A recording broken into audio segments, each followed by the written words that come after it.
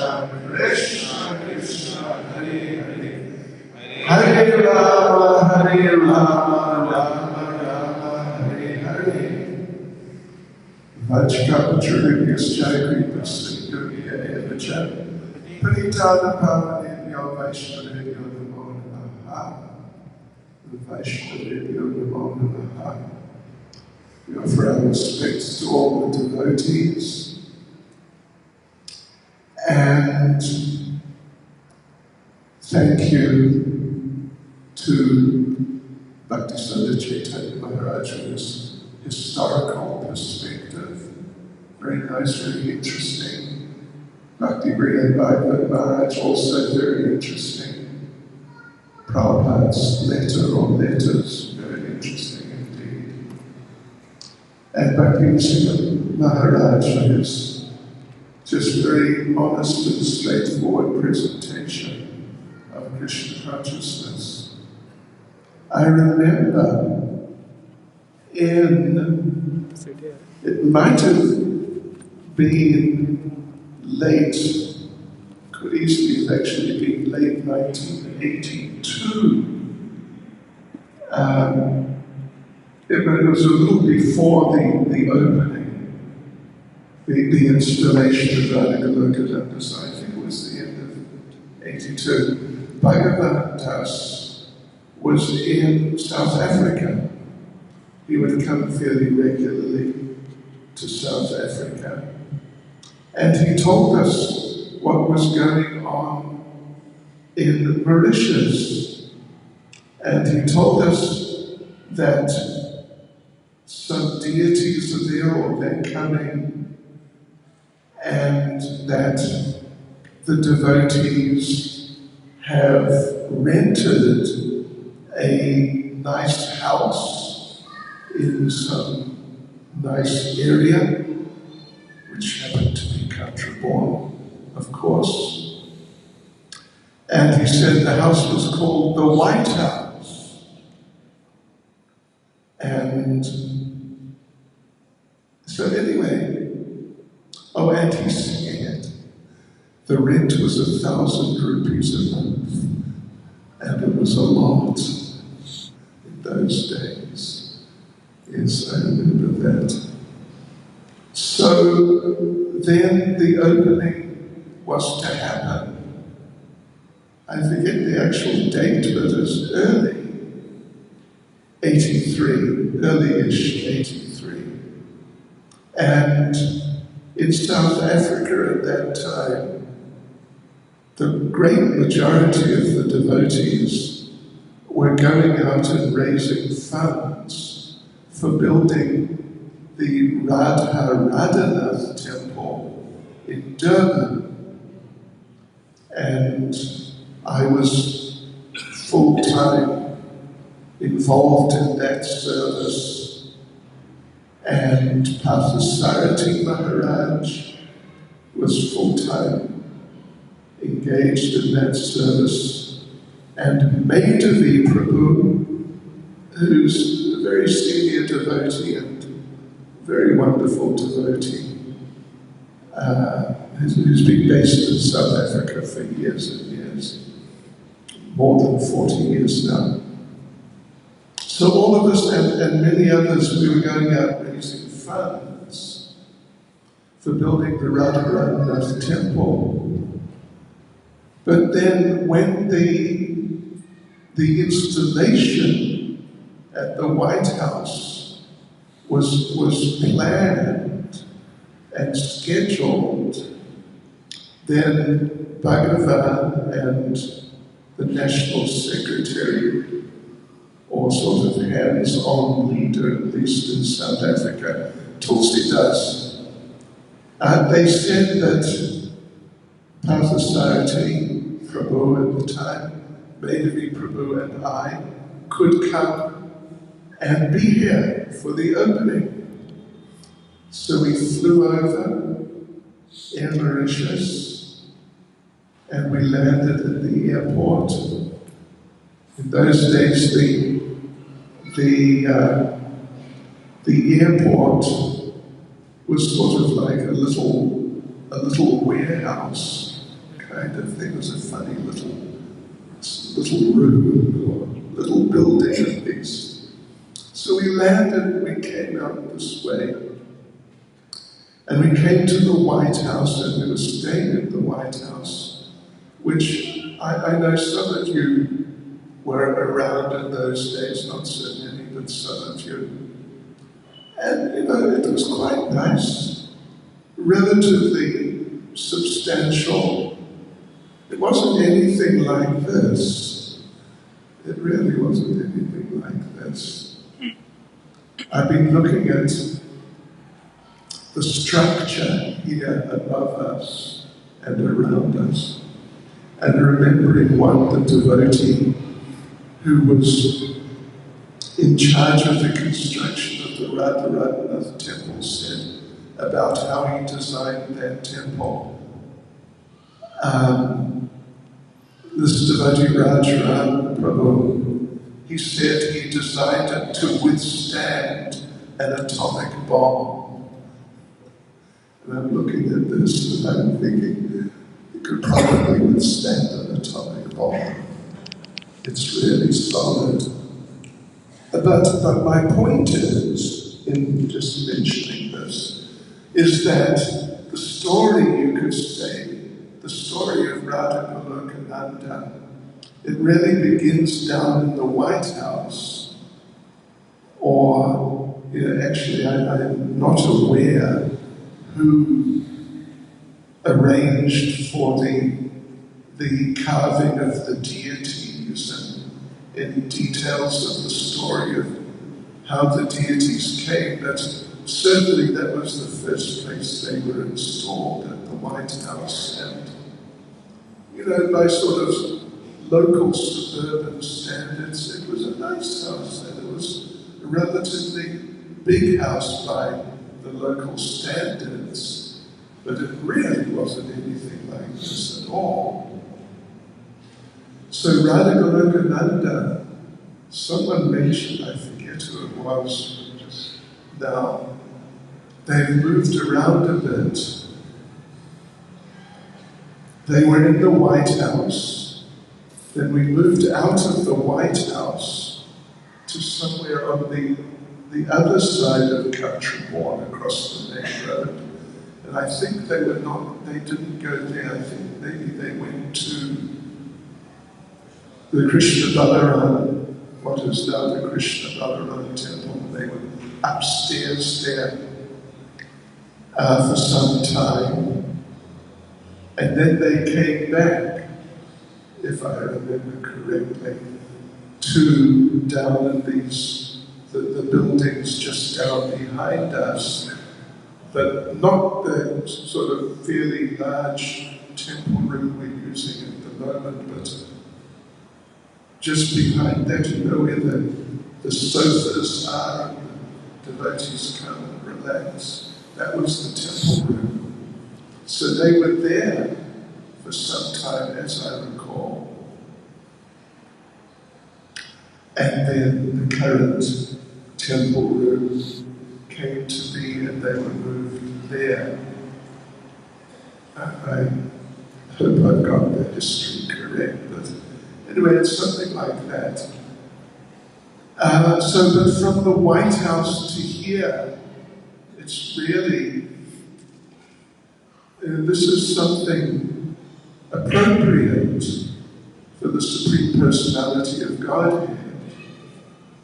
Actually, it's really quite magnificent, and I'm sure when it is completed, it really will be magnificent.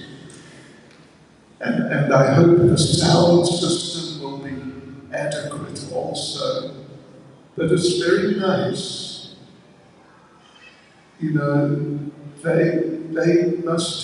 They should have, and they must have suitable accommodation, because this is the Supreme Personality of Godhead.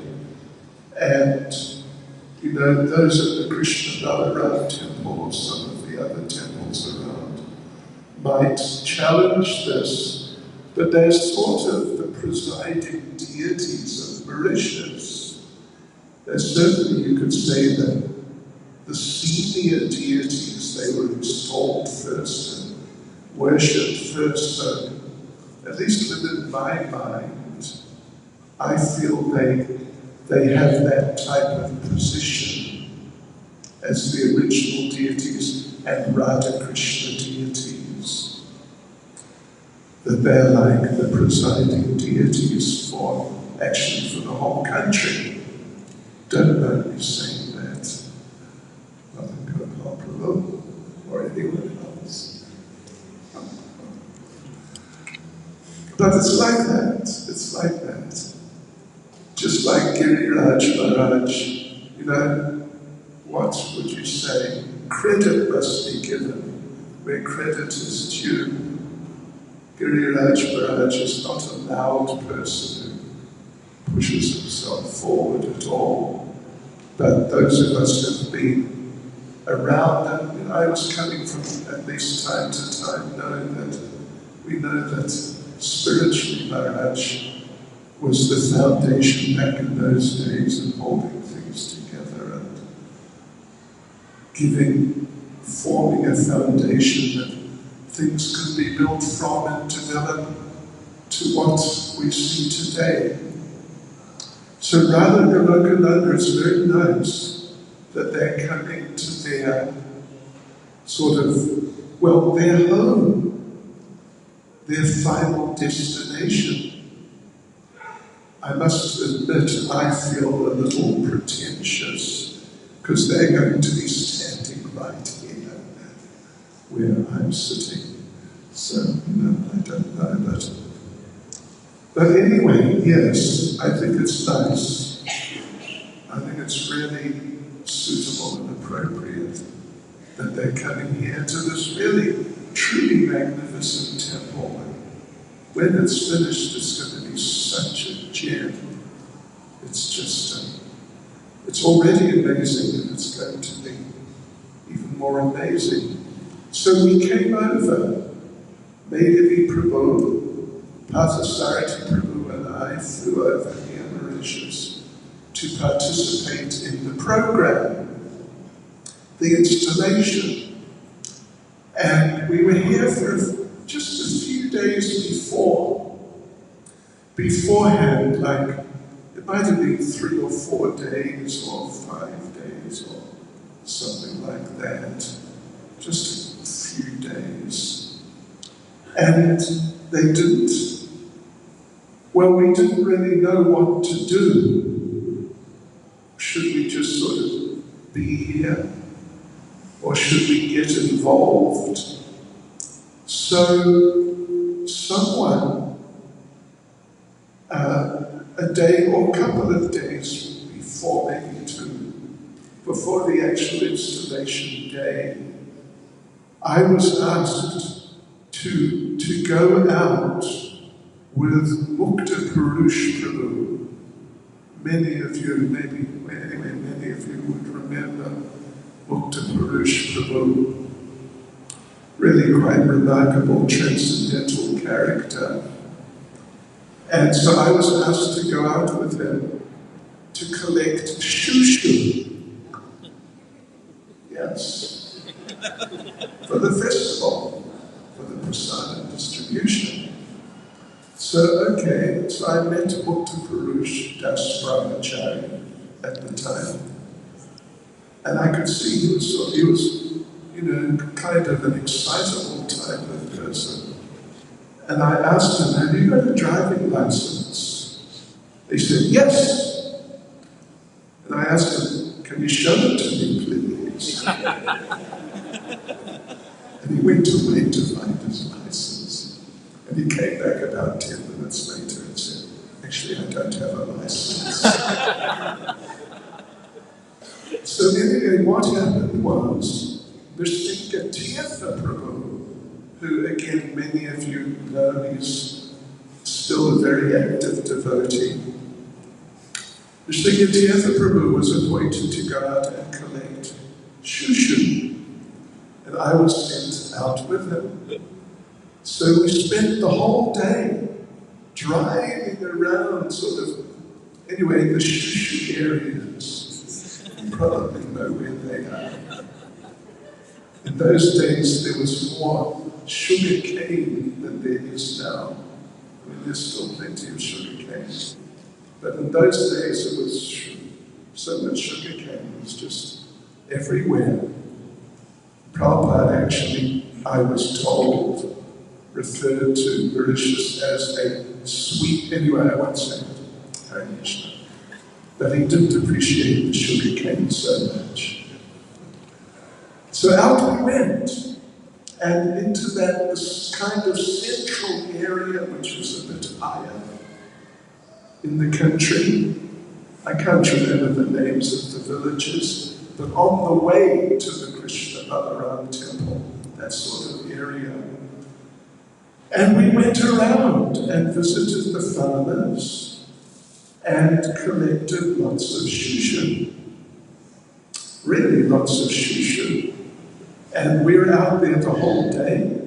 We came back late afternoon or early evening with a whole van full of shushu. So then the actual installation day came. And by the kind mercy of the Supreme Personality of Godhead and Srimati Radharani, Maidvi Prabhu and I got to carry Srimati Radharani from wherever she had been waiting. Maybe it was in the house, I forget exactly. But to carry it out to the arena where the installation was going to happen. And I can say Srimati Radharani is very heavy. She's a very heavy lady. She's heavy. And two of us, at that time, 1983, we were young men. But we managed to take her. And it was really, that was really nice. It was really nice. Then the installation happened. Prasadam was served. And there were a small delegation from the Indian embassy who had come. And one of them, not the actual, whatever, the consul general, whatever, although the main person was there, but another person, gentleman, sat next to me as prasadam was being served. And he asked me, as we were taking prasadam, he asked me where I was from. And I said I was from South Africa. I mean, I was based there at the time. And this gentleman became shocked. South Africa? Yeah, like I'm a white South African. One of them, the bad guys. And he really went into a bit of a tizzy. That I was a white South African and he complained about apartheid, which is fair enough, but sort of like blaming me for apartheid, something like that. Assuming I had some responsibility in the apartheid system. So I remember telling him, listen, in India you've got apartheid too. And he was taken aback. And I said, yes, I've been to Jagannath Puri. They wouldn't let me in. They wouldn't let me in. In fact, two of us had walked up to the front door, just thinking, you just walk in. And the guards came out with their big sticks, and we had to turn away. So I told them, yes, you've got apartheid in India. And he didn't really know what to do about that. So started eating prasad. I think it was the best thing to do under the circumstances. But it was a great day. It was just a wonderful day. Bhagavan Prabhu was there. You know, he had a sort of, what would you say, imposing type of presence. And in those days, you know, he was trying, it seemed he was really trying to serve. So he was there heading up the program, and various other devotees were there. Kaladas Prabhu was there, the Prabhupada disciple. It was a really nice day, and Radha Gokulanand on the altar there in the White House, in the main room, you know, a fair-sized room. They looked very nice. They really looked very nice, very sweet, and just very beautiful and sweet. And I remember the kirtan that evening in the temple room, and the next couple of days we were there for a few days more. The kirtan was really nice. So Radha Gokulanand, they've come from the White House via the various other places they've spent some time temporarily. And now they're coming to their real home, where they can really preside. And, you know, like, have really substantial presence in this magnificent temple. So I'm very glad, and you know, they've had to wait. That was 1983. Of course, they're not here yet, quite, and it's been 40 years.